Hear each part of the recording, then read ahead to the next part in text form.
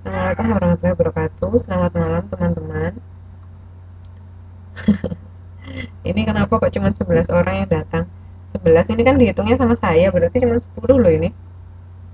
Kemarin-kemarin padahal banyak banget yang datang. Sampai dibikin 2 gelombang, kok sekarang tinggal sedikit banget. Apa karena sudah selesai habis placement test itu ya, terus habis placement test terus mau hari raya jadinya kayak males semua gitu. Ngedrop. Oke, hari ini kita akan eh, mempelajari bab baru ya, yaitu geometri. Nah, perlu diketahui bahwa geometri ini adalah materi terakhir sebelum kita UTS. Jadi, saya kepinginnya sih ada 2 pertemuan lah bahas geometri. Jadi pertemuan ini sama pertemuan berikutnya. Terus habis itu kita UTS gitu ya. Sistem UTS-nya sama ya kayak yang kemarin kita UAS itu. Dibikin Google Form aja ya biar gampang. Untuk KF dan untuk matematika. Tapi lebih enaknya dipisah aja jadi satu aja deh ya sekali jalan, nggak banyak-banyak kok soalnya kekenyangan. Waduh. saya, berarti yang datang cuma 11 orang ya sudahlah tidak apa-apa, oh direkam juga kan ininya, pelajarannya. Oke, sekarang pada pertemuan ini kita belajar tentang geometri ya. Nah, geometri itu apa? Teman-teman pasti sudah sangat familiar dengan geometri. Kan dari dulu sudah sering belajar geometri dalam kehidupan sehari-hari juga sering belajar geometri. Nah, jadi objek geometri itu ada dua. Ada bangun datar, ada bangun ruang. Nah, kalau bangun datar ini pokoknya adalah segala bangun yang dia cuma satu dimensi.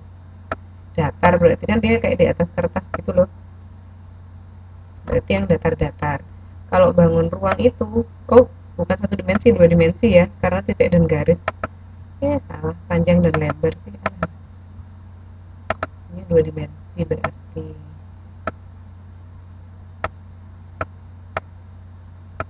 Kalau bangun ruang dia 3 dimensi.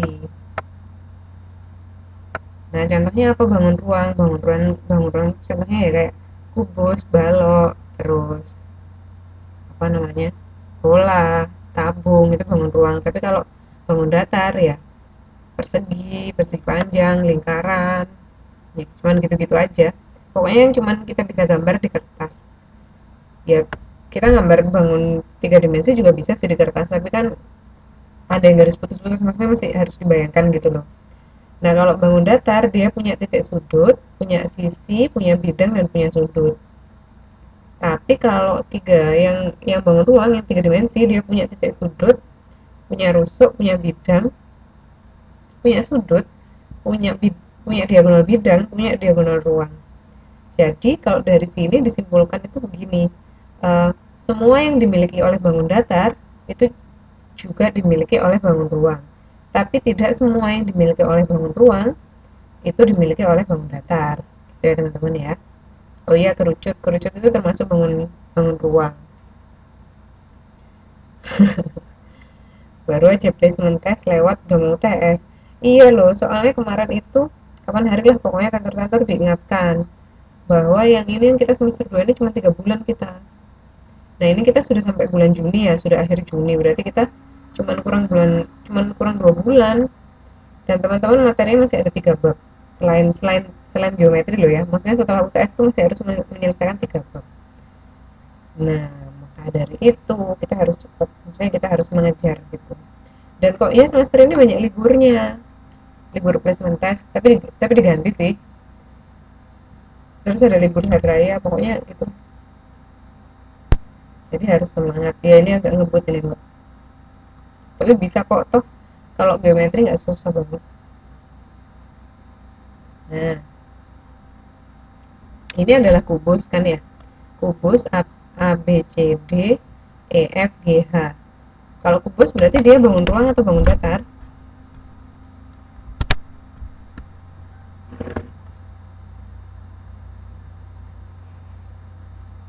bangun ruang. Kalau cuman persegi ABFE gitu aja, itu bangun ruang atau bangun datar? Kalau cuman persegi ABFE, kalau persegi ABFE kan berarti persegi yang paling depan itu ya yang menghadap ke kita, ABFE, bangun datar ya. Jadi kayak gitu ya caranya. Nah, ini ada sebuah definisi. Jika suatu titik dilalui oleh garis, maka dikatakan titik tersebut terletak pada garis. Jika suatu titik dilalui garis, maka dikatakan titik tersebut berada di luar garis. Jika suatu titik dilewati bidang, maka dikatakan titik itu terletak pada bidang. Jika titik tidak dilewati bidang, maka titik itu berada di luar bidang. Ini bisa tuh dibayangkan, gampang ya. Kan saya punya titik ya di sini. Katakanlah ini adalah titik A. Nah, terus habis itu ternyata titik A itu dilalui oleh garis. Katakanlah ini garisnya garis B. Nah, berarti kita bisa bilang bahwa titik A itu terletak pada baris B. Tapi kalau titik A-nya nggak di sini, kalau kok malah hilang. Tunggu. Tapi kalau misalkan garisnya katakanlah nggak di sini, garisnya di sini misalkan garis B. Nah, berarti ini kita bisa bilang definisi yang kedua. Berarti titik tersebut berada di luar garis. Gampang kan ya? Nah, kalau misalkan sekarang saya punya titik A di situ. Jangan gitu deh. Nah, kalau misalkan saya punya sekarang titik A saya taruh di sini. Jangan titik A ya. Titik N gitu. Saya taruh di atapnya kubus ini. Nah, suaranya kurang jelas beneran. Teman-teman yang lain bisa dengar suara saya nggak? Jangan-jangan kurang jelas. Dengar ya. Oke. Nah, sekarang kalau misalkan titik N ini saya letakkan di atapnya kubus ABCDEFGH itu, berarti kita bisa bilang bahwa titik N terletak pada bidang EFGH karena kan dia di dalam FGH kan. Tapi kalau titik N yang nggak ada di situ, misalkan titik N yang di sini, ini ya. Nah, berarti sekarang kita pakai definisi yang keempat. Berarti definisi yang keempat itu berarti titik N ini berada di luar bidang EFGH atau bidang manapun yang ada pada kubus itu ya. Nah, teman-teman sampai sini sudah ngerti belum? Jadi pokoknya kalau ada di kena sama garisnya itu berarti pada garis. Kalau misalkan titiknya itu ada di dalam bidangnya, berarti dia itu terletak di dalam bidang. Tapi kalau enggak dua-duanya, berarti dia di luar garis atau di luar bidang. Gampang tuh ini ya, kalau dipahami. Gak susah banget kan?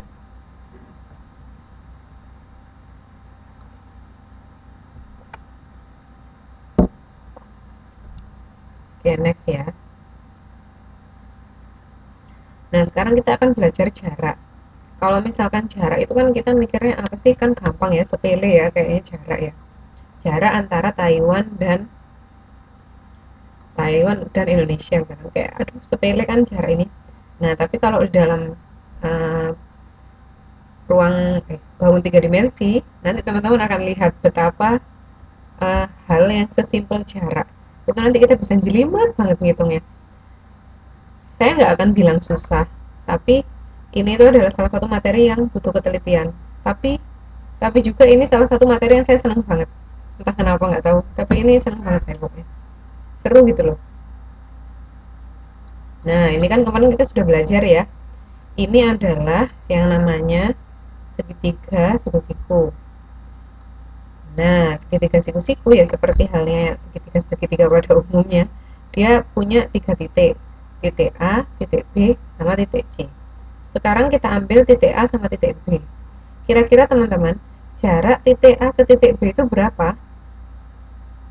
Itu kan ada koordinatnya. Nah, kita bilangnya jaraknya, kalau jarak kan biasanya ada satuannya ya, maksudnya jaraknya 1 km, 2 km.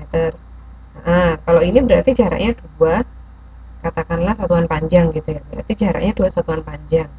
Kalau jarak antara titik A sama titik C,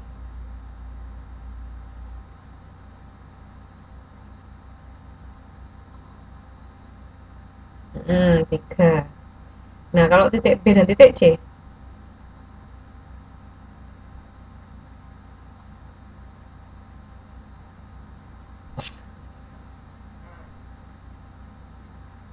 tuh, antara titik B dan titik C lo ya.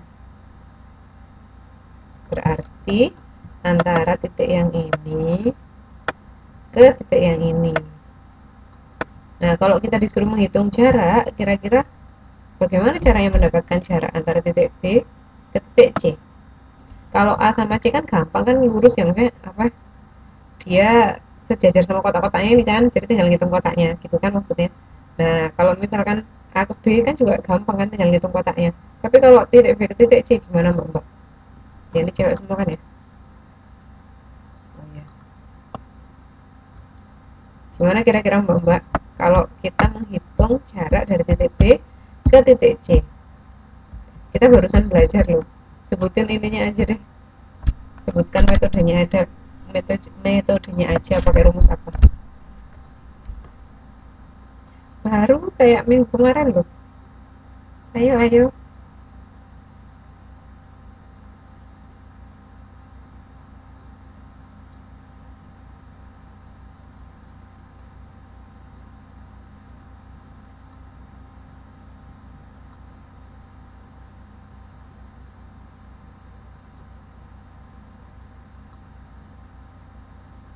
Hmm, hmm. Kalau kita ingin tahu jarak antara titik B ke titik C, kita tahu kan jarak antara A sama B berapa? Nah, pakai rumus Pitagoras, Mbak Rohimah. Sip.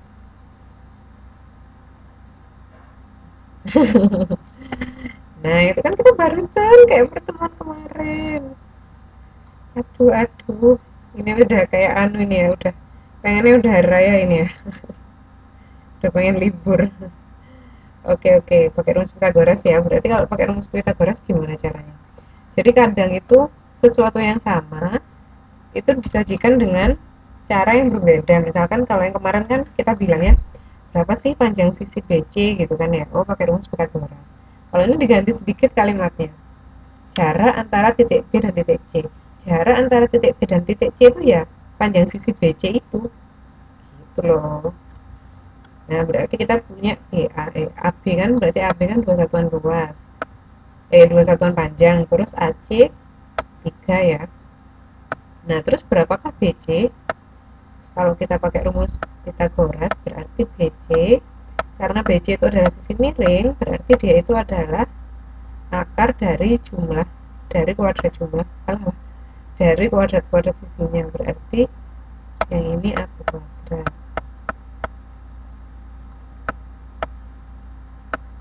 tambah apa? AC ya? AC kuadrat. Oke, berarti ini akar berapa nih?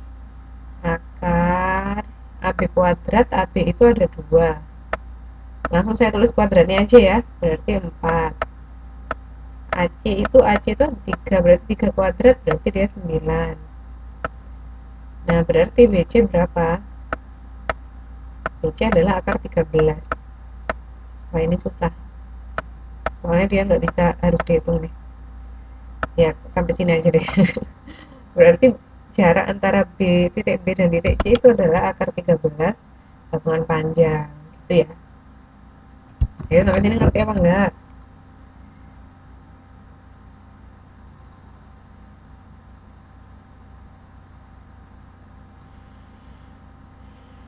Ngerti ya teman-teman ya?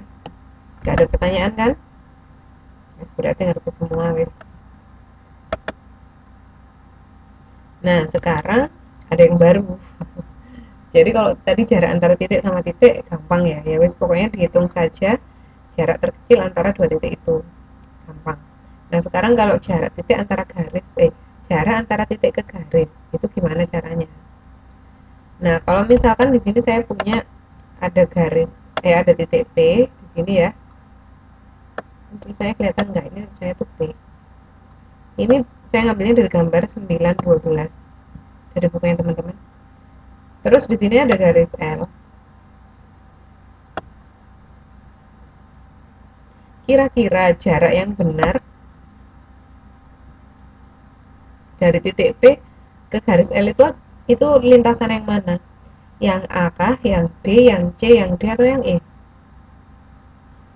Kalau saya bilang coba sih kita cari jarak antara titik P dan garis L. Itu kira-kira kita pakai yang mana? Kita pakai yang A, yang B, yang C, yang D, atau yang E?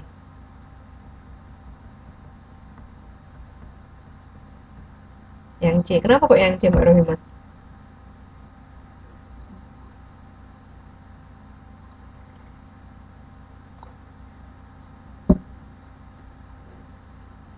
Ada alasannya nggak kenapa kok yang C kira-kira? Yang A, yang C. Kenapa kok yang A, Mbak Sini? Jadi harus ada kenapanya kalau jawab.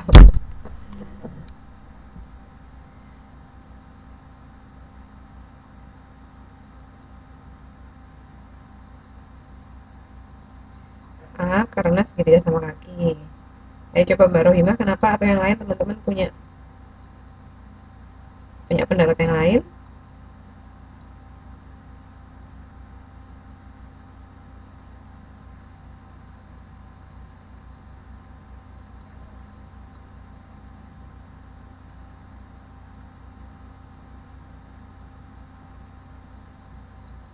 Jadi kalau misalkan ada kita disuruh mencari jarak antara titik ke garis, kita ngambilnya itu adalah gini caranya adalah ini harus banyak gambar sebenarnya. Karena ini saya punya titik ya di sini ya.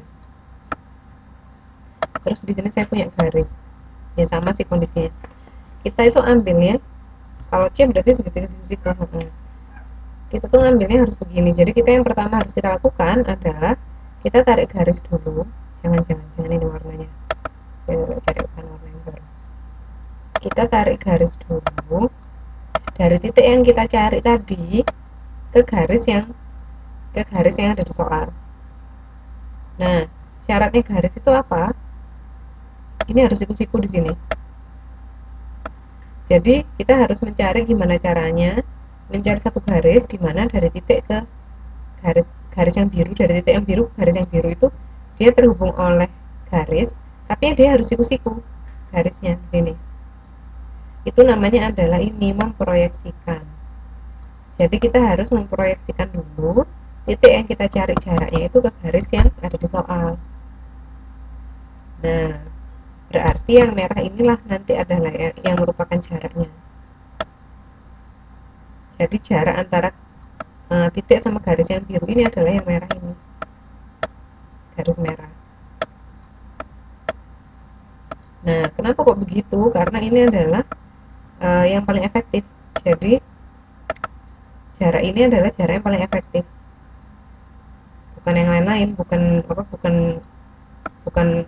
opsi yang lain-lain, tapi kita ambil opsi yang C itu proyeksi fisika. Kalau di fisika namanya asas Fermat. Tapi itu cahaya sih ya. Jadi kalau di fisika kan ada yang namanya asas Fermat. Jadi cahaya itu bagaimanapun kondisinya, dia akan memilih merambat dalam dalam jalur yang paling singkat gitu. Nggak ada kan ceritanya cahaya belok-belok sendiri, pasti lurus dia lintasannya.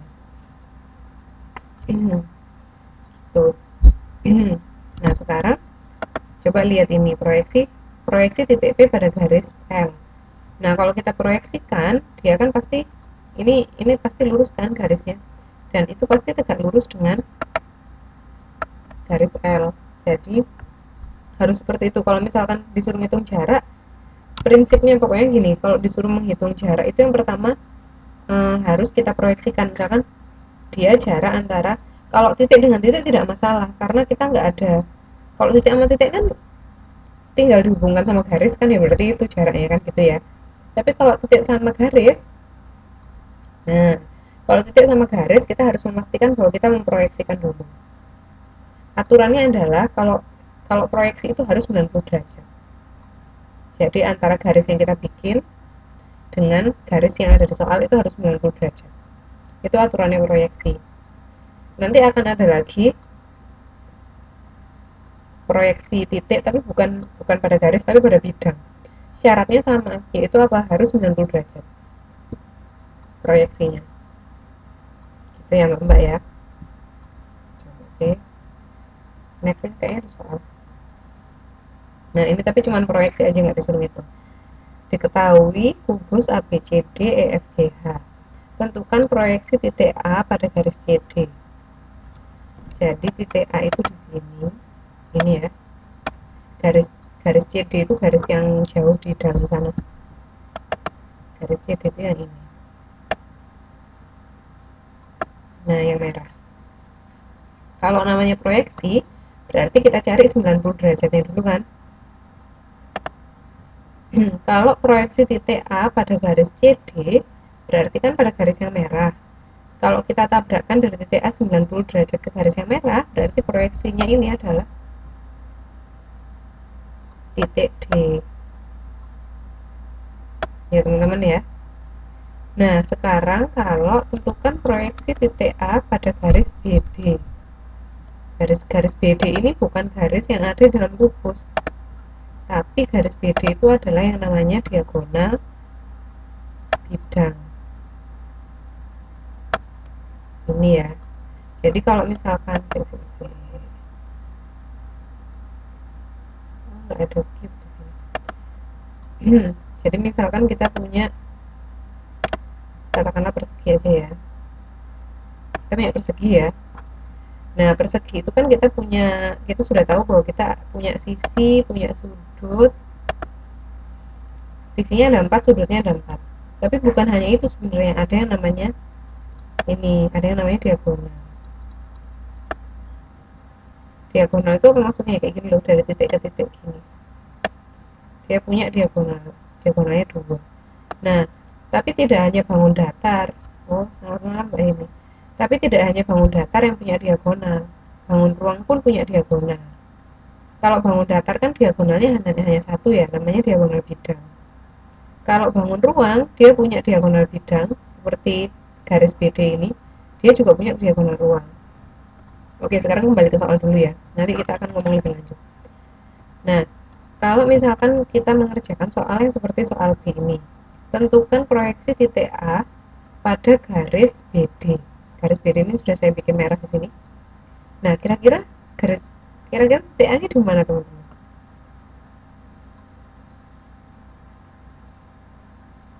Jadi kalau memproyeksikan itu, kita harus kayak apa ya? Katakanlah BD itu umpamanya adalah cermin. Berarti kan dia kan, kalau cermin kan misalkan kita bercermin ya, bayangan kita kan pasti di depan kita kan, nggak mungkin bayangan kita geser kan, nggak mungkin ya. Nah, berarti kalau misalkan kita menarik garis dari diri kita yang sebenarnya asli di dunia nyata sama bayangan kita, garis yang kita dapatkan kan pasti tegak lurus sama cermin ya kan, kayak gitu loh ibaratnya. Nah, ini juga kayak gitu. Nah, kalau misalkan kitanya itu adalah titik A dan cerminnya itu adalah garis BD, kira-kira proyeksi titik A ini ada di mana? Di garis BD. Di tengah-tengah bukan? Jadi ini harus pintar-pintar membayangkan kalau belajar ini. Ini sebenarnya lebih enak kalau ketemuan ya, lebih enak pas TTM. Nah, jadi proyeksi titik A itu adalah di sini. Nah, saya kasih tanda A aksen ya. Proyeksi titik A itu adalah di tengah-tengah diagonal ruang ABCD. Diagonal bidang ABCD. Tuh. Nah, kalau misalkan proyeksi titik A terhadap garis BC Mbak sini, itu baru titik B. Tapi kan ini kan kita proyeksinya adalah proyeksi titik A ke garis BD kan. Nah, syaratnya proyeksi tadi, dia itu harus 90 derajat. Jadi antara garis proyeksinya dengan garis yang ada di soal itu harus 90 derajat. Nah, ini kan 90 derajat. Ini pasti 90 derajat ini. Ini belajarnya harus pelan-pelan, terus harus bisa membayangkan. Jadi teman-teman harus bisa membayangkan apa namanya, kira-kira gimana ya posisinya gitu. Kalau saya dulu pakai ruang kelas gitu loh, pakai apa namanya, jadi kelas kan, kalau kelas kan pasti balok apa kayak gitu ya. Nah saya dulu tuh em, berpikir bahwa oh ini coba dibayangkan aja sebagai ruang kelas kayak gitu.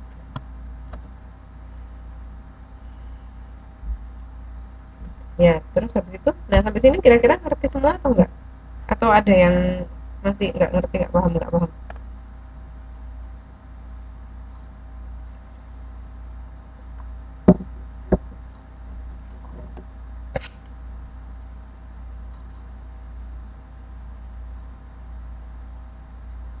Paham ya mbak ya. Besok kalau TTM ini pokoknya yang kita bahas ini aja. Kalau yang kemarin-kemarin kan, yang kemarin apa sih materinya kok saya udah lupa. Oh, trigonometri ya, trigonometri gampang lah, maksudnya nggak harus ketemu terus digambar gitu. Kalau ini kayaknya susah kalau online, tapi ya kita harus semangat karena ya caranya hanya begini aja.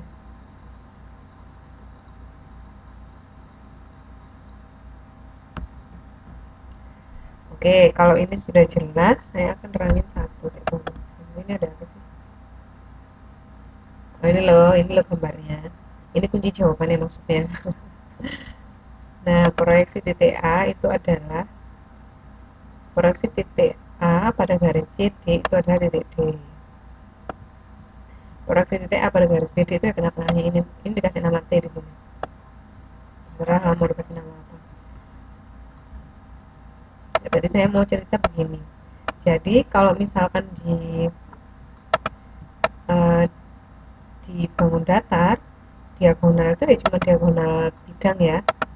Jadi kita cuma punya diagonal ya satu macam, itu namanya diagonal bidang. Itu kalau kita nariknya dari sudut ke sudut kayak gini misalnya.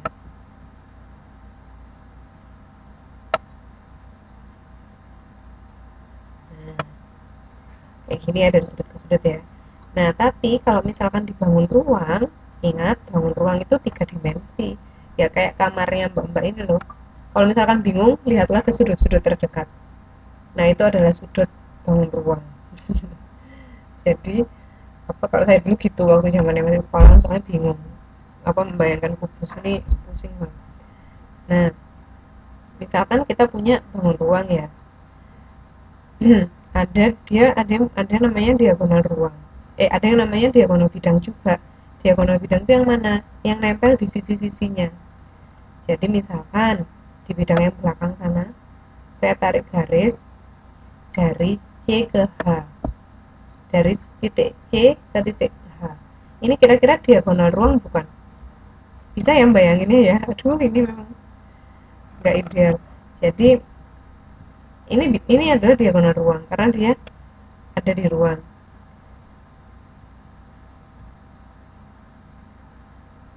Ini adalah diagonal bidang. Oh men, saya juga jadi ikutan bingung. Nanti akan ada macam-macam sampai bingung pokoknya. Nah, ini adalah diagonal bidang ya.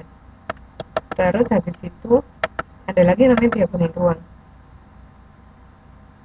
Kayak gini. Teman-teman bisa nggak bayangin ini? Bayangin garis ini bisa nggak? Garis yang ditarik dari titik B ke titik H. Jadi kalau misalkan kita punya kubus, garisnya itu kayak memotong di tengah-tengahnya gitu loh. Di tengah-tengah ruangan itu ada garisnya. Bisa nggak bayanginnya?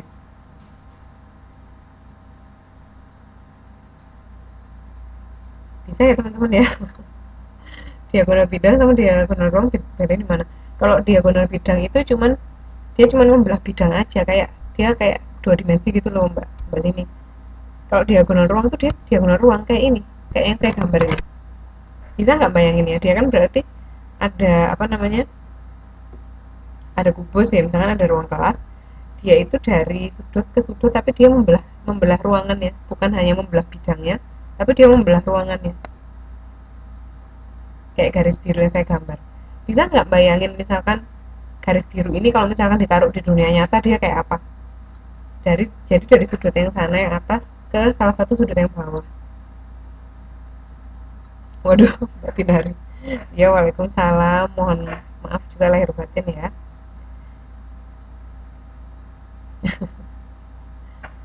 Senin ya kalau nggak salah. Berarti kita puasa cuma tinggal 2 hari nih.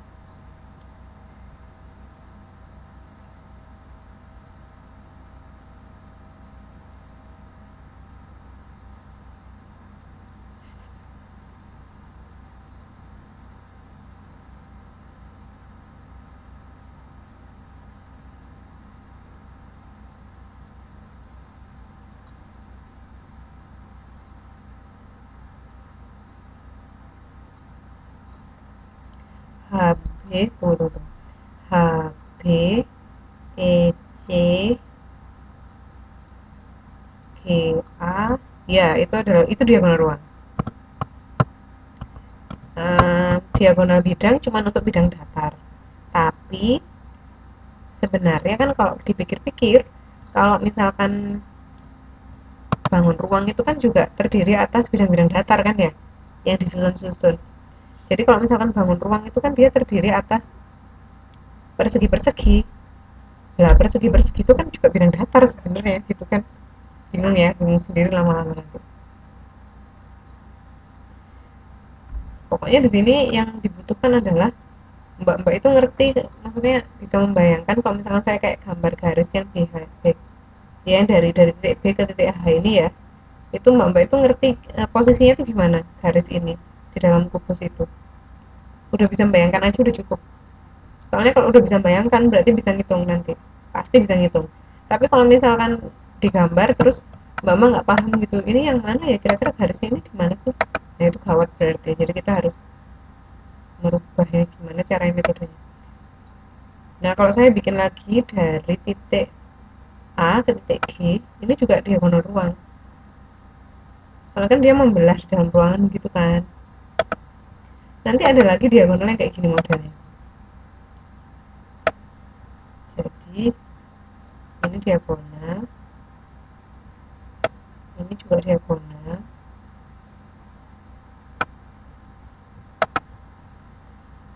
terus ini dalamnya diwarnai. Tunggu ya, saya masih mewarnai.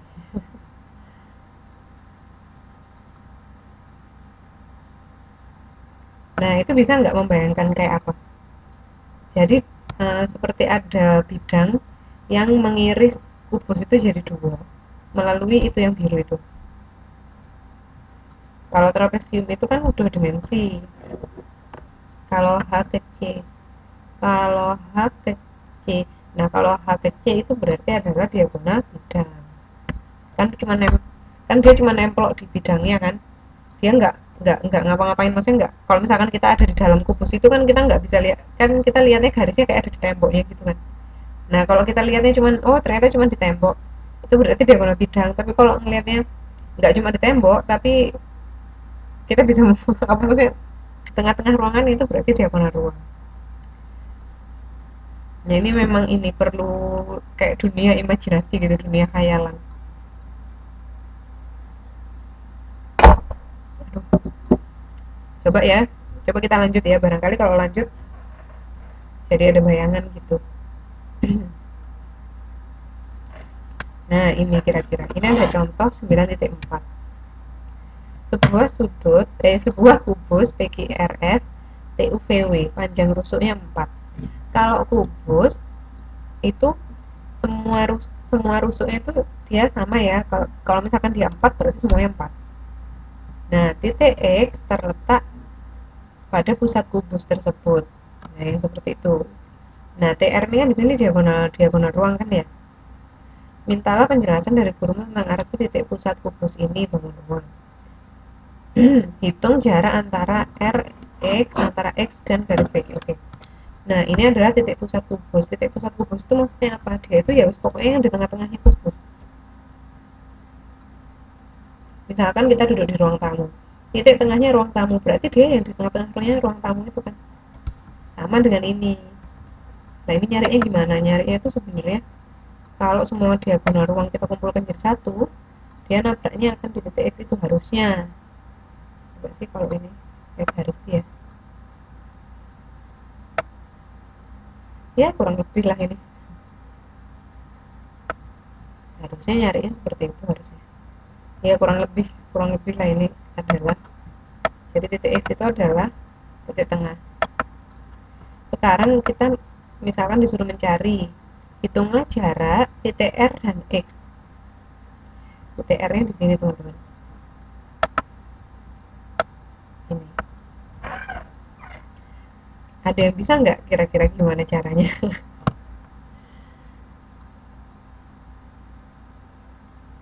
Ada yang punya ide nggak kira-kira caranya gimana?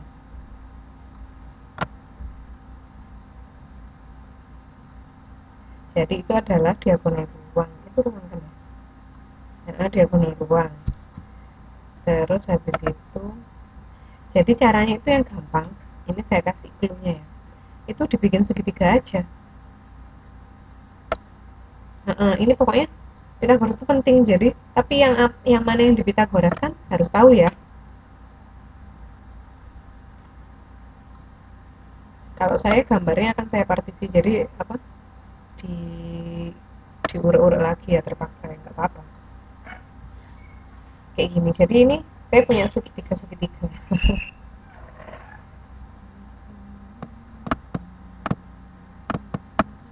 Yang siku-siku di mana? Yang siku-siku sepertinya di sini sepertinya sih. Ini siku-siku nih.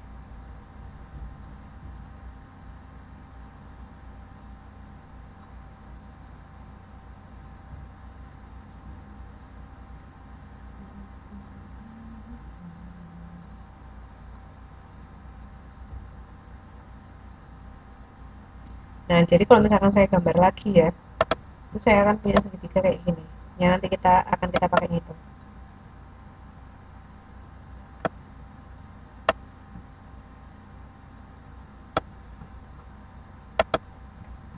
Yang ini titik R-nya, yang bawah ini saya kasih nama titik O ya.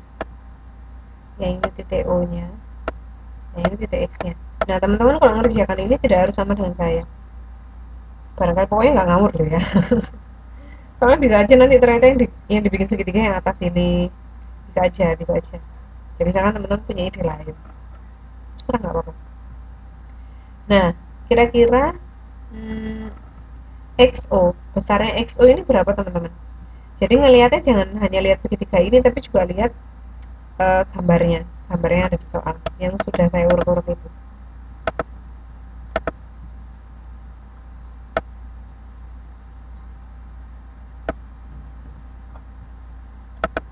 Rx sama dengan setengah apa Mbak Rohimah? Bener setengah, tapi setengah apa? Ini Mbak Rohimah dari kemarin loh jawabnya PHP terus, jadi kayak sebenarnya paham kayaknya, tapi nggak bisa nggak bisa nulisnya ya. Jadi mesti kurang lengkap terus jawabnya. Ayo Mbak Rohimah semangat.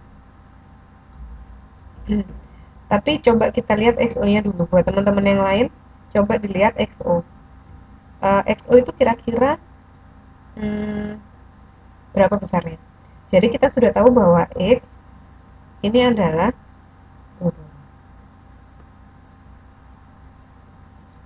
kita sudah tahu bahwa X ini adalah titik tengah dari kubus ya. Artinya titik tengah dari kubus ya dia pokoknya di tengah.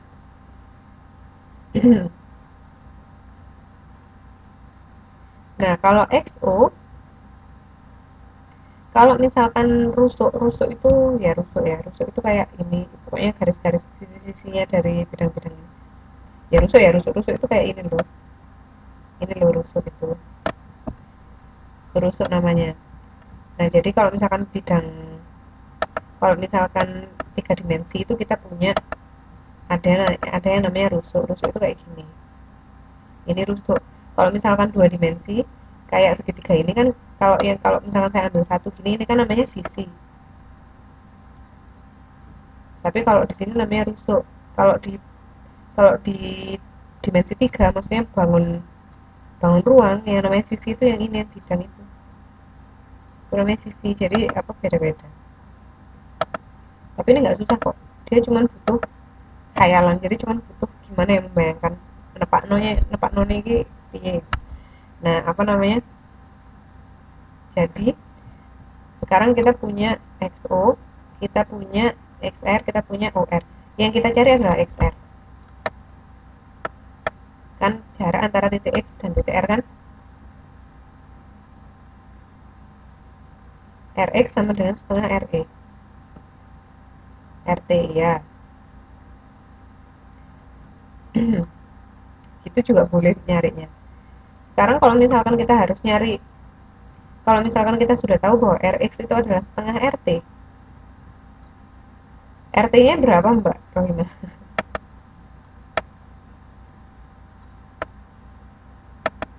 Aduh, tidak. Bentar lagi. Jadi kan kita harus nyari Rx dulu kan di sini ya. Kok nyari Rx? Nyari RT dulu kan ya. Nah, RT ini gimana nyarinya kira-kira? Kalau kita lihat dari segitiga itu.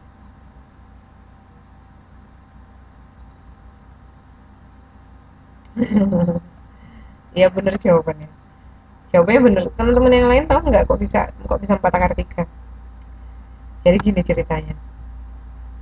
Ini kita cerita dulu ya. Ini nggak ada di materi sih, tapi sering mengerjakan soal, kalau misalkan sering mengerjakan soal, pasti tahu, maksudnya pasti bisa ngira-ngira gitu loh. Jadi misalkan kita punya kubus ya teman-teman ya, kubus itu berarti semua sisinya kan sama. Bukan kubus, persegi.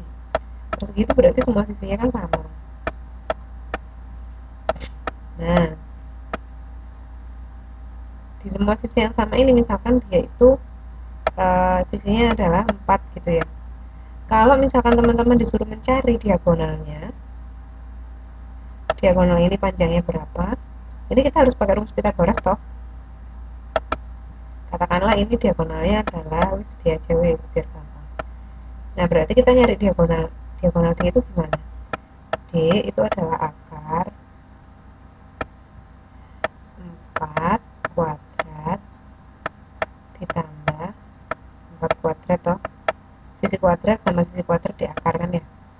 Nah, ini adalah akar 16, 4 kuadrat kan 16. 16 ditambah 16 ada 32 ya teman-teman ya. Nah, padahal 32 ini berapa kali berapa kali berapa? 32 itu 4 dikali 8 ya. 4 kali 8 itu kan 4 kali 4 kali 2 toh. Karena 4-nya sudah ada 2 di dalam akar, berarti 4-nya boleh keluar dari akar, meninggalkan si 2 ini yang nggak ada temennya di dalam akar. Nah, berarti diagonal yang kita punya itu adalah 4 akar 2. Dan jangan salah, ini didengerin baik-baik. Jangan salah, ternyata ini pokoknya harus ingat. Ini nggak akan ada di buku, tapi ini bener gitu loh. Jadi ternyata kalau misalkan kubus itu diagonalnya selalu titik-titik akar 2.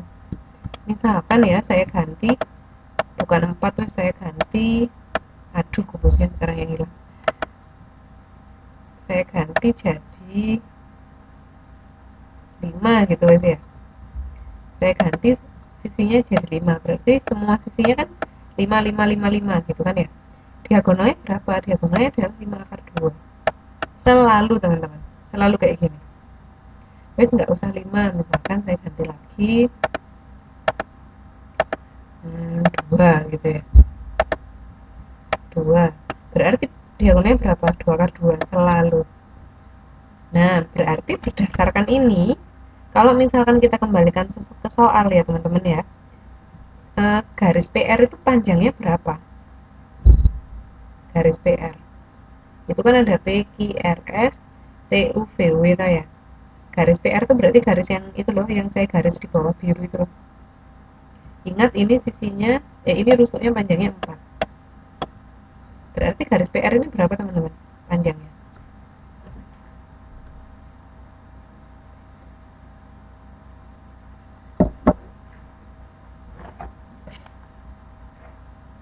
Hati-hati Mbak Rohima. Rusuknya sudah 4 loh. Rusuknya berarti 4 sama 4. Garis PR-nya berarti berapa Mbak Rohima? Bukan hanya Mbak Rohima, semuanya. Ayo kok 8. Caranya sama dengan yang barusan saya tulis tadi. Garis PR itu kan berarti kalau misalkan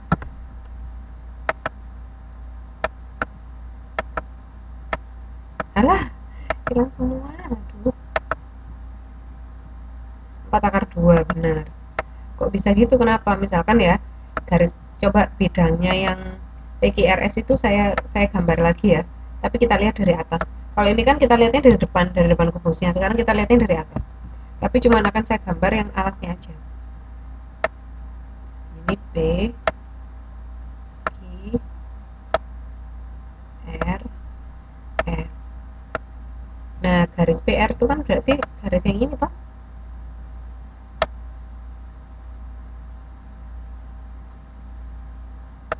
Nah, ini kan garis PR itu. Berarti dia adalah diagonal. Kalau yang di sini dia 4, di sini dia pasti 4 akar 2. Kok bisa? Yaitu caranya pakai Pitagoras selalu begitu. Kalau di sini 4 kan di sini cuma 4. Nah, coba teman-teman hitung PR yang berapa. Pasti 4 akar 2 dia. Berarti saya tulis ya. Aduh.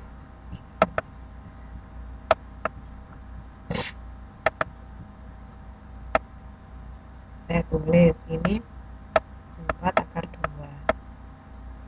Nah, tadi kan tujuan utama kita adalah mencari RT kan. Panjangnya RT ini berapa? Berarti coba kalau misalkan kita gambar segitiganya ya.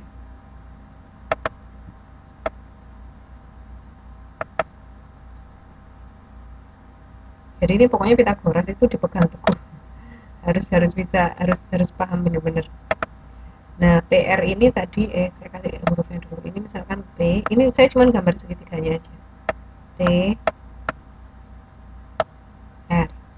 X-nya ada di sini. Terus pura-puranya di tengah ya. Oke, kita sudah tahu PR-nya 4 akar 2. Ini kan 4 akar 2 kan. Kalau PT ini jelas dia 4 karena dia rusuk kan ya. Nah, sekarang kita harus mencari TR berarti. TR-nya berapa berarti teman-teman? Pakai apa ini nyarinya?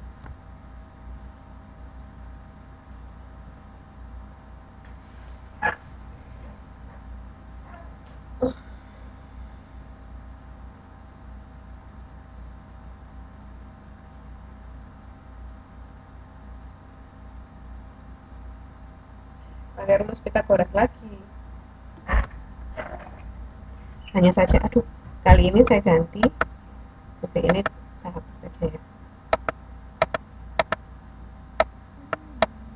Aduh, hilang semua. Jadi ini tak kasih TR. Jadi TR adalah 4 kuadrat ditambah 4 akar 2 kuadrat ini kan ya. Berarti sama dengan akar 4 kuadrat itu 16 toh. Ditambah 4 akar 2 kuadrat berapa teman-teman? Berarti 4 akar 2 dikalikan 4 akar 2.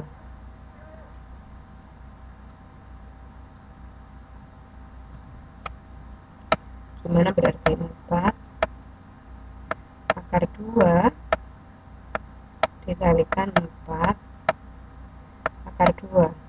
Caranya adalah yang enggak ada di dalam akar dikalikan dulu. 4 kali 4 16 ya.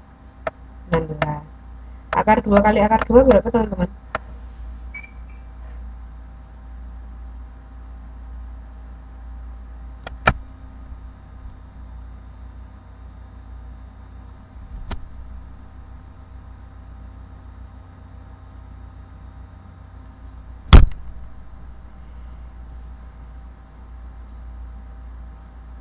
Akar 4, akar 2 sama akar 2 akar 4. Benar. Akar 4 itu akar 4 itu sama dengan berapa? Ini berarti 16 dikalikan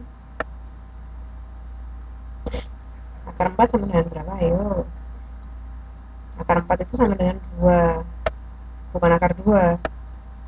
Jadi dulu. Jadi akar 4 itu sama dengan 2 ya. Jadi ini 16 kali 2. Jadi ini adalah 16 ditambah 32. Berarti akar berapa? 16,32 akar 48. Nah, coba sih dikeluarkan, disederhanakan akar 48 ini sama dengan berapa? Akar 48 ini kan berarti 16 kali 3 bukan sih? Ini 16 kali 3. 16 itu sama dengan, aduh ditulis di mana ya? Tulis di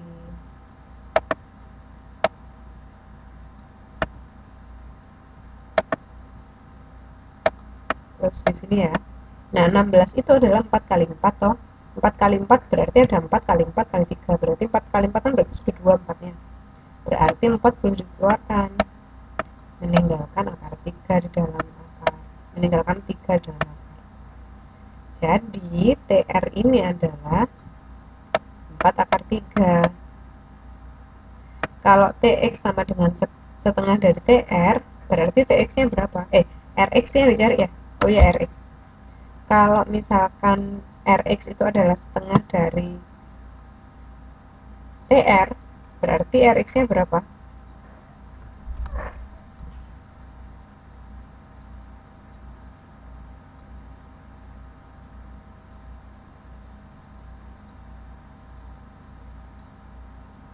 Ayo, berapa? Ayo.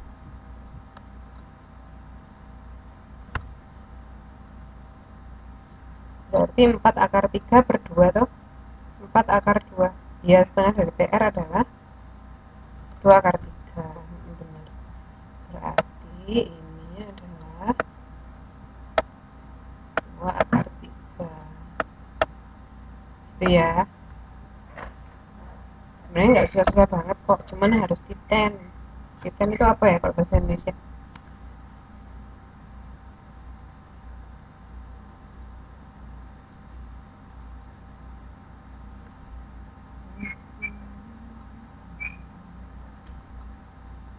Berarti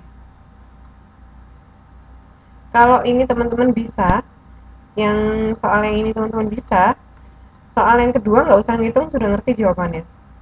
Coba sekarang carilah jarak antara titik X dan garis PQ.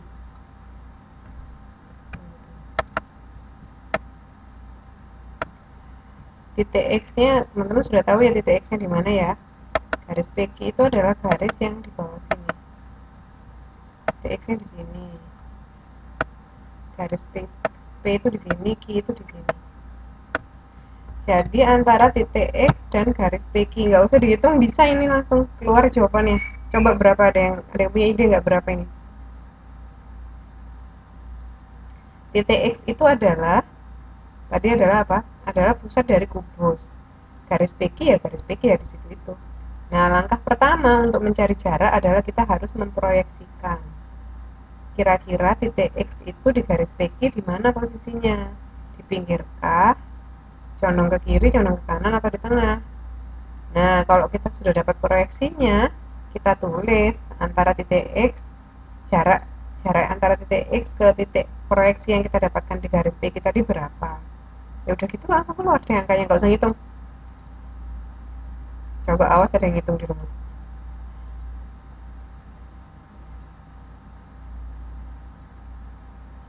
4 akar 3. 4 akar 3 itu adalah, apa tadi ayo Mbak Marini? 4 akar 3 itu adalah, jangan tertipu dengan garis diagonal ruangnya yang dihinggapi X itu loh ya. Ini yang ditanyakan adalah jarak antara X ke PQ.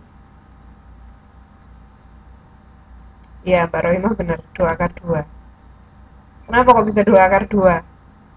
Coba Mbak Rohimah jelasin pakai kata-kata.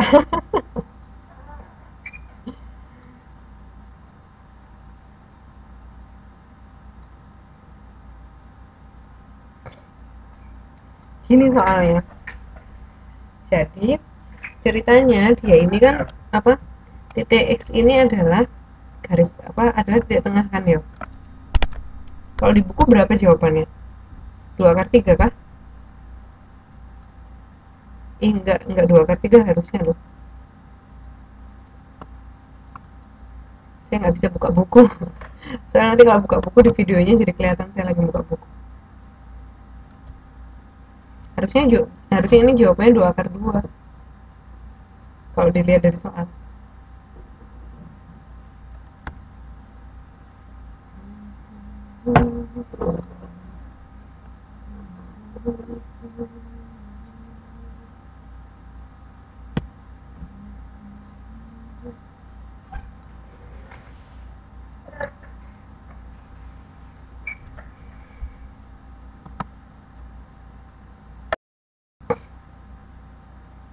X Q X gimana sih X X Q sama dengan setengah PQ. Kok bisa? Sama dengan 2. XQ itu, coba dilihat Mbak ya. XQ itu adalah dari titik tengah kubus ke salah satu sudut ya. Lah PQ itu rusuk. Ya nggak mungkin dia sama dengan setengah PQ. Wong dia garisnya aja nggak sama. Kalau XQ setengah dari WQ itu benar. Tapi XQ sama PQ itu dua hal yang nggak sama.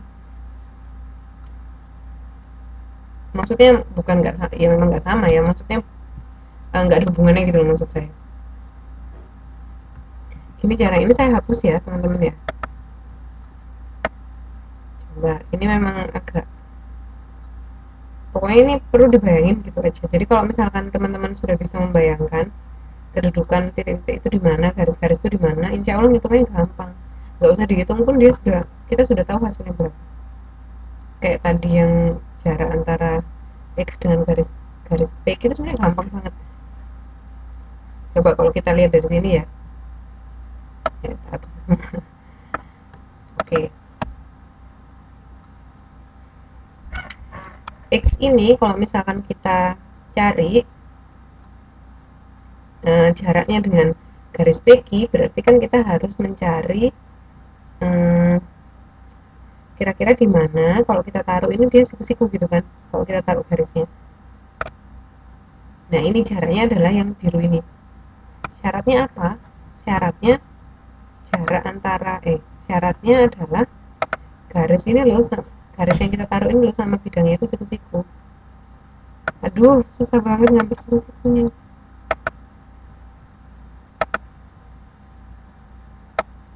Nah, siku-siku. Tapi ini tuh garisnya miring, jadi dia dari tengah-tengah terus ke bawah gitu. Aduh, gak bisa neranginnya, saya gimana neranginnya ini.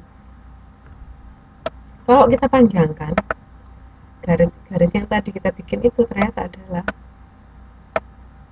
garis ini toh. Ini kalau kita proyeksikan ke kiri, ternyata dia sama besar dengan garis ini, sama besar dengan diagonal bidang.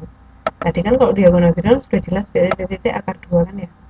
Diagonal bidangnya ini besarnya adalah, karena ini rusuknya 4, berarti diagonal bidangnya 4 akar 2. Nah, jarak antara X dengan garis PQ itu pasti setengahnya diagonal bidang. Udah kelihatan kan dari gambarnya ya. Nah, berarti dia 2 akar 2. Jadi sebenarnya nggak perlu cara yang macam-macam, cuma dilihat aja udah keluar jawabannya. Pokoknya kuncinya adalah bisa membayangkan. Gitu loh teman-teman. Jadi sama sekali nggak usah ngitung, sebenarnya bisa-bisa aja. Nggak ada yang harus dihafalkan. Nah, ini saya sukanya materi ini adalah nggak ada yang harus dihafalkan. Kalau trigonometri kan kita harus ngapal-ngapalin gitu ya, misalkan sudut-sudut istimewa lah minimal gitu, atau kuadran-kuadran. Tapi kalau ini nggak ada yang harus dihafalkan. Kalau ini jadi iya atau tidak sama sekali. Biasanya yang paham, yang bisa membayangkan kayak kubusnya itu gimana, dia bisa banget, dia pasti dapat 100. Tapi yang nggak paham biasanya nggak sama sekali, nggak masuk sama sekali. Biasanya cewek-cewek susah memang membayangkan. Ini namanya adalah, kalau di tes IQ adalah kecerdasan spasial buaya ya. Kecerdasan spasial, biasanya cewek-cewek itu lebih rendah kecerdasan spasialnya daripada cowok-cowok. Kalau yang cowok-cowok biasanya cepet kalau masalah gini-gini.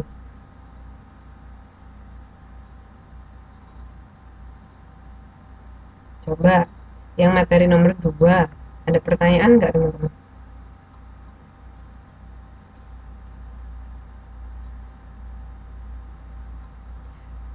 Kalau nggak ngerti di buku ada, tapi sepertinya penjelasan di buku ya begitulah, seperti standarnya buku pelajaran. Tambah susah. Lanjut ya, pelan-pelan. Kalau tadi kita sudah belajar jarak antara titik ke titik, jarak antara titik ke garis. Sekarang ada lagi yang lebih seru, yaitu jarak antara titik ke bidang.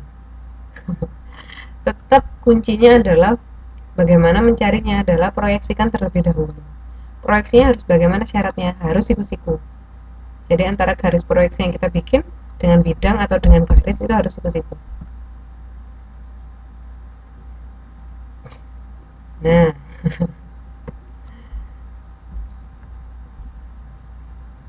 kalau tadi kan kita cuma memproyeksikan satu titik ke garis gitu misalkan ya. Ini di dalam bangun ruang itu ada bidangnya, yang segitiga itu yang putus-putus, KRM, KMR. Namanya adalah bidang KMR. Coba ini ada contoh 96. Sebuah kubus KLMN OPQR memiliki panjang rusuk 6 cm. Perhatikan segitiga KLR. Tunggu, KL. Hah? Segitiga KLR. Terus segitiga KLR. Perhatikan segitiga KLR. Tentukan jarak KMR ya teman-teman maksudnya. Tentukan jarak titik N ke bidang KMR. Deng deng deng. Nah, untuk memudahkan kita menyelesaikan persoalan di atas, ada baiknya kita mendeskripsikan sebagai berikut. Teman-teman tahu nggak yang kayak apa sih ini namanya? Kayak gini nih apa namanya? Limas ya? Iya, limas. Jadi limas ini yang ini loh, yang limas ini itu tuh sebenarnya kita ambil dari kubus ini loh. Kalau kita iris miring dari belakang, ngirisnya itu sesuai dengan garis putus-putus ini, kita akan dapat segitiga kecil ini, paham ya? Bukan segitiga, limas limas limas. Nah, kubus tuh kalau misalkan kita iris nuruti garis yang putus-putus ini, kita akan dapat limas itu.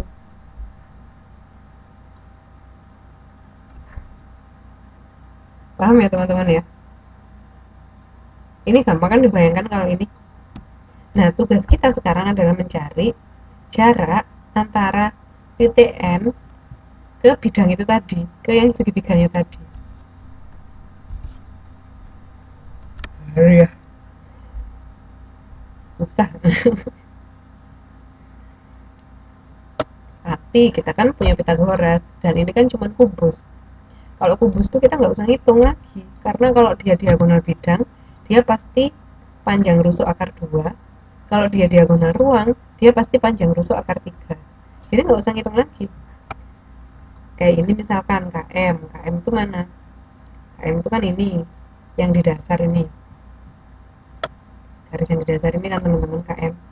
Berapa ini jumlahnya? Ya 6 akar 2. Karena ini loh rusuknya itu besarnya 6. Jadi diagonal bidangnya 6 akar 2. RT. RT itu yang RT kok RT? KLMN OPQR. Nggak ada T loh. Oh, RT-nya maksudnya yang ini. Garis yang ini maksudnya. Yang ada di 5. Itu ada 6 akar 3. Kok bisa 3 akar 6?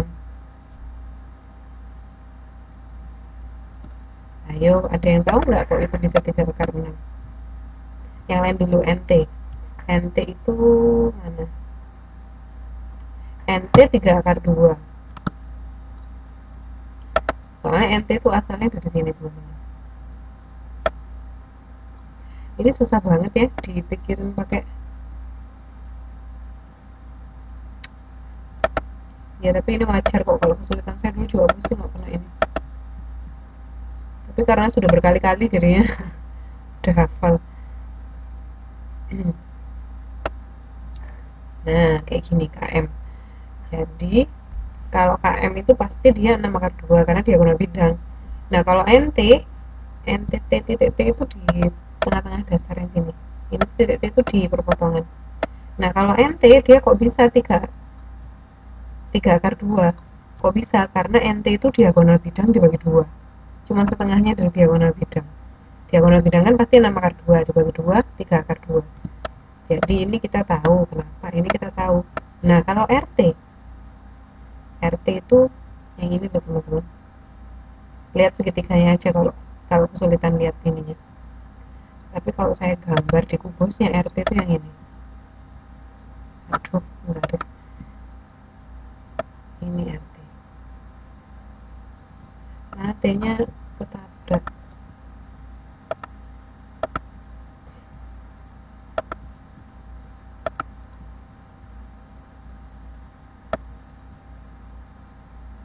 Nah, ini loh RT.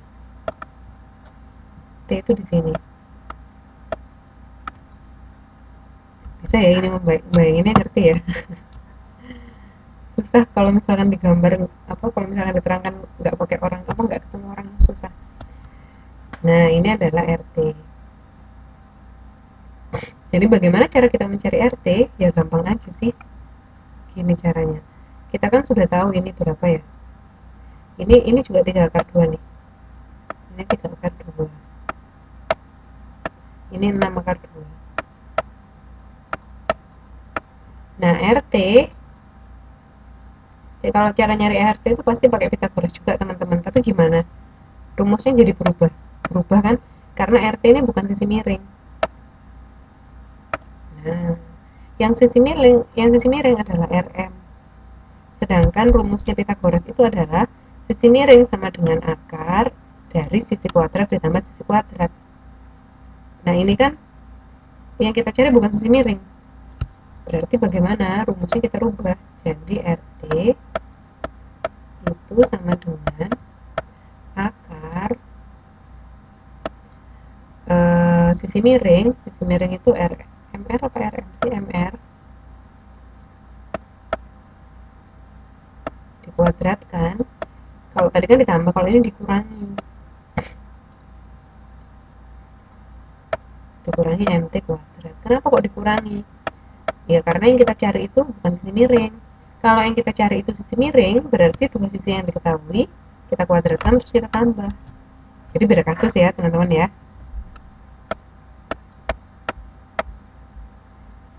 Oke, berarti sekarang kita hitung MR-nya berapa. MR-nya berarti 6 akar 2 dikuadratkan. 6 akar 2 dikuadratkan 36 dikalikan 2. Boleh saja 36 kali 2 ya.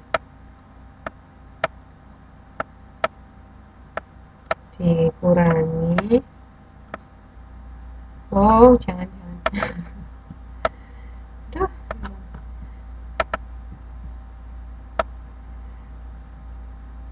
6 akar 2 itu berarti 36 dikalikan 2. Berarti dia 72. Dikurangi dengan 3 akar 2 dikuadratkan. Berarti 9 dikalikan 2 berarti 18.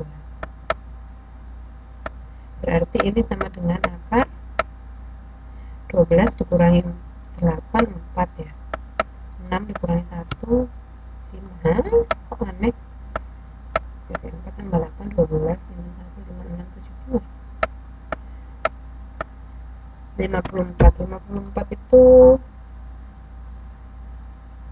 8 kali 7 kah? 56 itu ya. 9 kali 6 ya. Nah, 54 ini ternyata adalah 9 kali 6. 9 kali 6. 6 itu dia punya akar kan, yaitu 3 sama 3. Berarti ini sama dengan, misalkan saya tulis 3 kali 3 kali 6. Karena 3-nya sudah ada 2 di bawah akar, 3-nya boleh ditaruh di luar akar. Aduh, 3. Itu 3 ya teman-teman ya. Nah, di dalam akar dia meninggalkan 6. Nah, berarti RT di sini adalah 3 akar 6. Tapi itu bukan yang dicari. Yang dicari itu adalah apa tadi? Jarak antara titik N ke bidang KMR. Aduh, susah.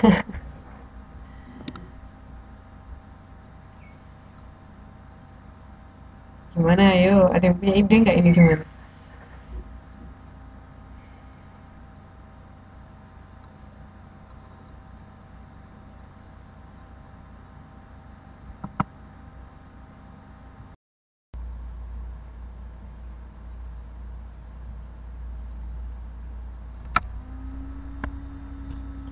Jadi bagaimana teman-teman?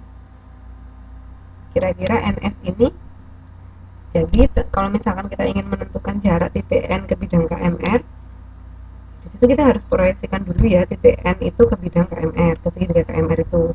Nah, garis proyeksinya adalah NS. Berarti jarak antara titik N ke bidang KMR itu ya garis NS itu panjangnya berapa?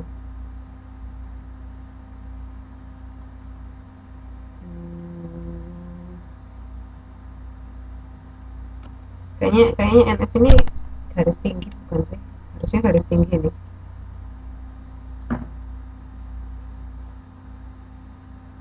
Ayo, ada yang punya ide nggak? Kira-kira caranya gimana? Di buku sudah ada kok, di buku sudah ada apa tulisannya begini-begini. Tapi kok bisa begitu sih?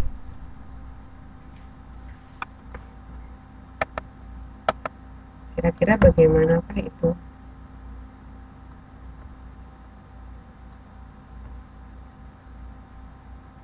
Jadi kalau di buku itu dia kan bikin perbandingan kan, kayak seenaknya sendiri aja, ini kali ini sama dengan ini kali ini gitu kan ya. Terangin sesuatu dulu. Jadi teman-teman, kalau kita melihat bangun itu ya, ini tuh di sini tuh RM sama dengan 6 akar 2 tambah 3 akar 2. Masa ada yang sampai sebesar itu Mbak Rumi? Nanti kita lihat bareng-bareng ya.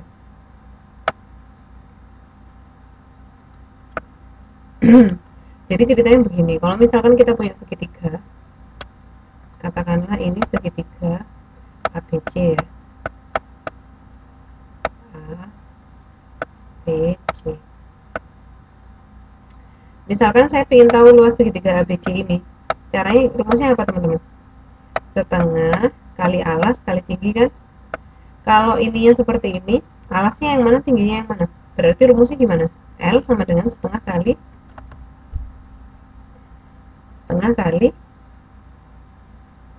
kok luas alas kali tinggi, setengah alas kali tinggi. Alasnya yang mana, tingginya yang mana? Alasnya BC, tingginya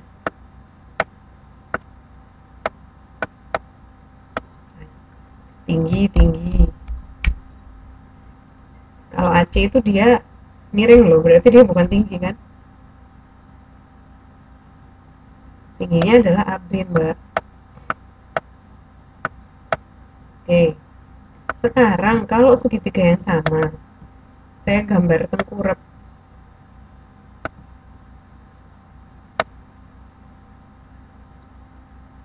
Moga-moga ini isi-isiku ya, moga-moga ya, insya Allah. Ini saya gambar lagi dengan modelnya beda, kan ini kayak kayak tidur gitu kan segitiganya ya. Terus saya kasih di sini garis yang dia itu mencerminkan tingginya segitiga itu. Nah di sini saya kasih katakanlah ini T gitu ya. Sekarang luas segitiganya jadi berapa? Misalkan saya bilang setengah alas kali tinggi, setengahnya jadi alasnya sekarang yang mana?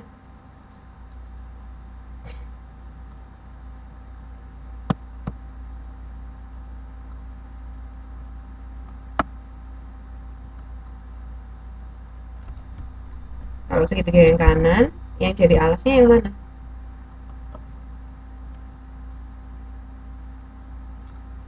Tuh, masa TA. Siku-sikunya tetap di sini, sama.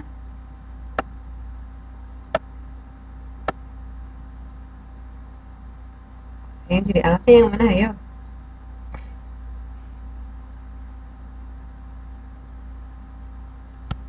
Yang jadi alasnya adalah CA.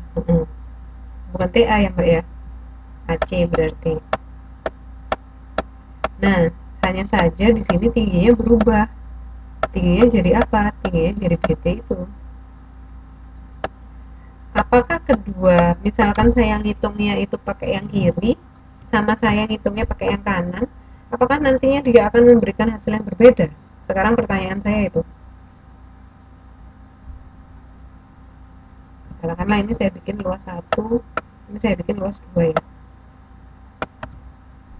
Kalau misalkan saya menghitung luasnya segitiga ABC, segitiganya sama ini, tapi saya ngitungnya pakai cara yang kiri.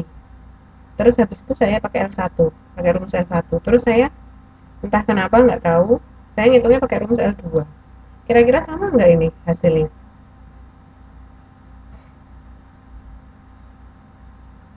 Antara L1 dengan L2 apakah nanti akan menghasilkan nilai yang sama luasan itu? Kalau menurut Mbak-Mbak, yang bikin beda itu bedanya di mana coba? Ini segitiga yang sama, yang satunya berdiri, yang satunya murab. nilainya tetap sama. Coba di sini kita lihat, kalau BC-nya ini kecil, tingginya ini AB-nya besar ya. Terus kalau yang sekarang CA-nya ini kecil, BT-nya CA-nya ini besar, BT-nya itu kecil. Jadi kayak apa ya? Ini tuh sebenarnya sama, cuman perspektif perspektif perspektifnya beda, sudut pandangnya tuh kita beda. Tapi sebenarnya ini adalah dua hal yang sama. Nah, di bukunya teman-teman itu dengan dasar ini mereka bikin perbandingan. Oh, berarti kalau saya ambil warna yang berbeda. Kalau misalkan saya ambil BC dikalikan AB, itu sama dengan, pastinya sama dengan AC dikalikan BT. Kenapa kok bisa sama ya? Karena L1 sama L2 itu sama. Segitiga mbok ya di wala-walik dimurep-murepkan atau gimana, kalau segitiganya sama ya pasti luasnya sama. Pokoknya rumusnya pokoknya rumusnya luasnya sama dengan setengah alas kali tinggi. Siapapun yang jadi alasnya dan siapapun yang jadi tingginya, hasilnya akan sama. Tuh. Nah, coba balik lagi ke soal yang tadi. Nah, yang di soal yang tadi itu dia bikin perbandingan seperti ini. Jadi ini kan sebenarnya segitiga. Aduh, nggak berarti segitiga kecil. Aduh, jangan kecil deh. Ini memang materinya kayak intens banget gitu. Jadi kayak kita harus ngeduh.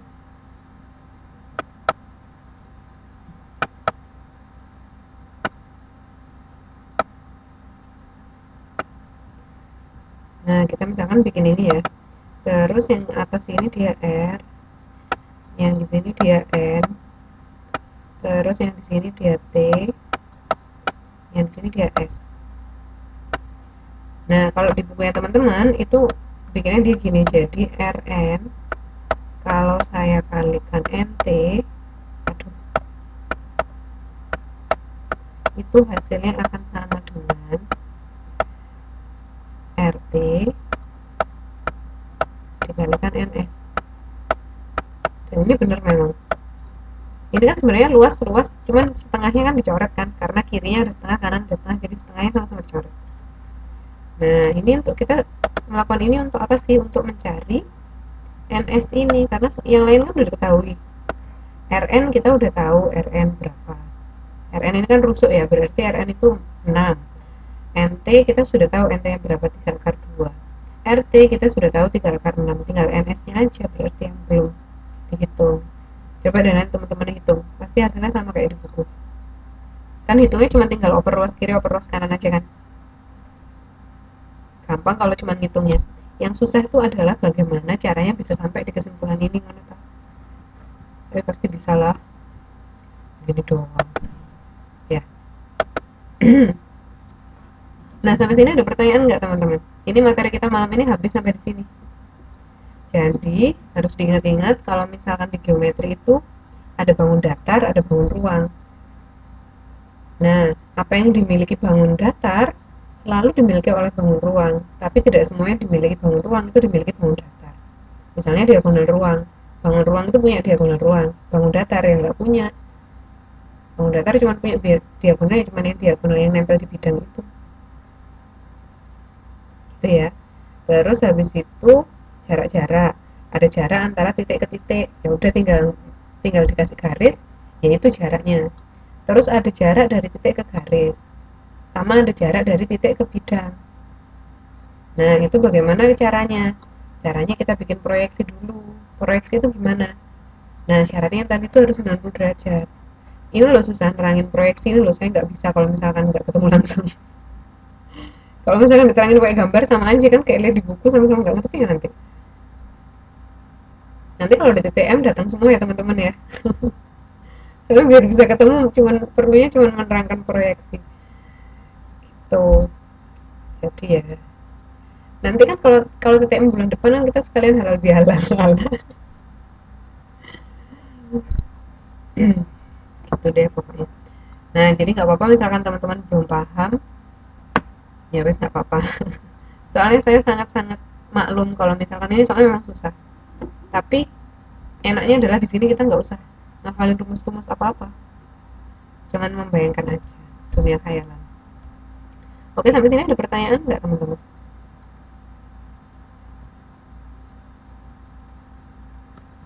Jangan-jangan tidur semua ini.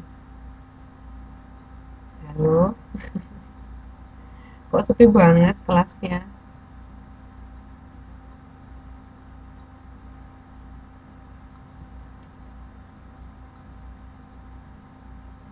Nggak ada pertanyaan kah? Kalau tidak ada pertanyaan, saya akhiri sampai di sini kelasnya ya. Hari ini juga nggak ada PR. Oh ingat, apa namanya? Kemarin ada PR loh ya yang terakhir itu. PR kedua itu. Berarti PR kedua. Jadi nanti ceritanya gini. Jadi nanti PR-nya itu kan jadi satu ini hanya boleh ngasih PR tiga kali toh. Satu pelajaran hanya boleh ngasih PR 3 kali. Jadi matematika ada PR 3, KF ada PR 3. Nah, bab kita kan ada 6, berarti pas. Jadi setiap akhir bab nanti saya akan kasih PR 1. Jadi nanti di akhir semester ini kita punya PR 6. Nah, nanti dari 6 PR itu akan saya bagi ke yang 3 buat KF, yang 3 buat nilainya matematika. Nah, pembagiannya seperti apa? Nanti saya lihat-lihat. Jadi gimana ya? Jadi kayak hmm, misalkan ada yang rendah, pokoknya saya campur gimana caranya supaya nilainya teman-teman oke gitu aja deh. Jadi supaya distribusinya bagus gitu ya. Jadi nggak ada urutannya, oh yang 3 PR pertama buat KF atau yang 3 PR terakhir buat mat, enggak, nanti saya lihat dulu nilainya kayak apa. Oke, jadi dipastikan. Jadi saya harap mengerjakan semua karena ini regulasinya sampai tugas-tugasnya yang semester semester yang kali ini jelas sekali dikasihkan sama akademik. Kalau yang semester kemarin kan saya boleh kasih tugas banyak banget kan. Misalkan saya kasih tugas itu 8 gitu ya ke teman-teman ya. Ternyata yang saya pakai cuma 6, yang dua, jadi teman-teman bisa nggak ngumpulkan PR 2 kali, itu masih masih masih ketolong lah nilainya. Tapi kalau ini kan memang tugasnya cuma boleh 6, dan karena sudah ditentukan tugasnya 6 jadi harus saya pakai semua, maksudnya harus saya laporkan semua nilainya berapa kan gitu sih. Jadi kita nggak bisa main-main lagi, jadi marahin Pak ya nanti. Oke, ya udah deh. Oke teman-teman, berarti kita ketemu lagi minggu depan ya setelah hari raya. Kelasnya saya akhiri sekian dulu. Sekalian juga saya memohon maaf lahir dan batin. Semoga pokoknya hari raya, semoga bulan Ramadan kali ini ibadah kita berkah ya, puasa kita, belajar kita, kerjanya kita, semoga semuanya menjadi ibadah. Oke, berarti kita puasanya tinggal 2 hari lagi. Semoga teman-teman tetap semangat sampai hari raya. Oke, gitu ya teman-teman ya. Berarti kelasnya saya akhiri sampai di sini. Terima kasih sudah datang walaupun kayaknya capek banget malam ini. Mana materinya muat lagi ya. Gak apa-apa deh, pokoknya usaha nomor satu. Oke, terima kasih teman-teman. Selamat malam. Assalamualaikum warahmatullahi wabarakatuh. Sedih, kenapa kok sedih?